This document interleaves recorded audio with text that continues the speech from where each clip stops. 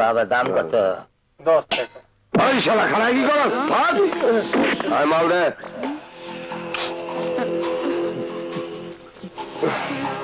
ওই তুই খারাপ হয়েছিস কেন? মাল দেন। পরের হপ্তার মাল ঠিক রাখিস। আচ্ছা।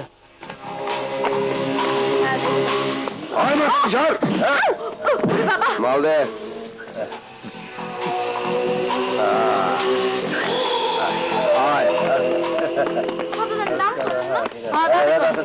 জায়গা পরিষ্কার কর। মাল দে।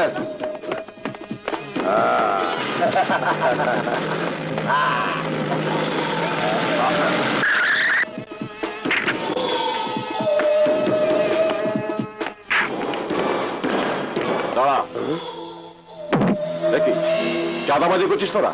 হ্যাঁ, তাতে তোর কি? আমার কি? চল থানায় গেলে টের পাবি। আয়। ওই অফিসার, ভালো মনে করতে পারিস বাবা। বাবা ওকে মেরো না, ও অসুস্থ, ওকে মেরো না, তোমার দুটি পায়ে ধরছি বাবা।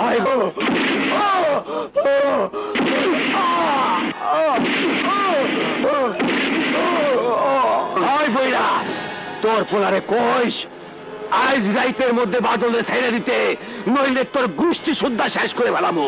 কথাটা মনে রাখিস।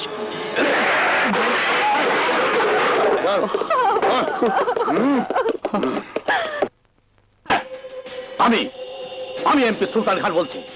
তুমি থানায় থাকতে সামান্য একদিনে স্যার এত বড় সাহস হয় কি করে? আপনি কোনো চিন্তা করবেন না স্যার, আমি এক্ষুনি দেখছি স্যার, এক্ষুনি। হ্যাঁ এক্ষুনি। এই লকআপ খোল, খোল বলছি, খোল। স্যার আপনি কি করছেন? এই এখনো 2 মাস আগে চাকরিতে এসেছেন, কোথায় কি করতে হবে তা আপনার কাছে শিখতে হবে নাকি?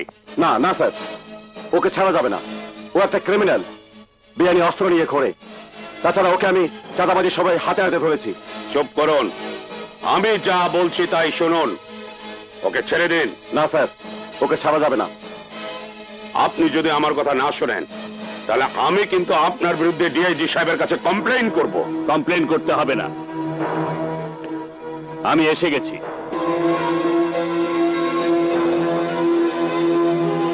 লকআপ খুলে আসামি বের করলে হিসেব ঠিক রাখার জন্য আপনাকে লকআপে ঢুকতে হবে।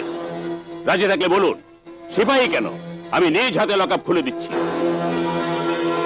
নিজে তো কাজ করবেনই না, অন্য কেউ করতে দেবেন না। কি হলো, চুপ করে আছেন কেন? লকআপে ঢুকবেন না নিজের চেয়ারে যাবেন?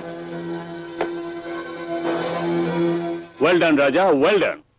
থ্যাংক ইউ স্যার, কিন্তু আপনি হঠাৎ এখানে? হঠাৎ করে নয়, এমপি সুলতান খানের মেয়ে সাথী আমাকে খবরটা দিয়েছে। সাহসটা থাকলে ও একা 4-5 জন ডাকাতকে ধরতে পারে? কি তাই বলে বাদলকে ধরবে? জানো না বাদল আমার লোক? ও তো আর থানার বড় সাহেব না যে তোমার সাথে একটা মাসুয়ারার ব্যবস্থা থাকবে। তোমার লোকেরা যা খুশি তাই করে বাড়াবে, আর ও মুখ বুঝে সহ্য করবে? তুমি বাবার বিরুদ্ধে কথা বলছো, তোমার এত বড় সাহস? বাবা, তুমি অন্যায় করলে আমি তার প্রতিবাদ করবই।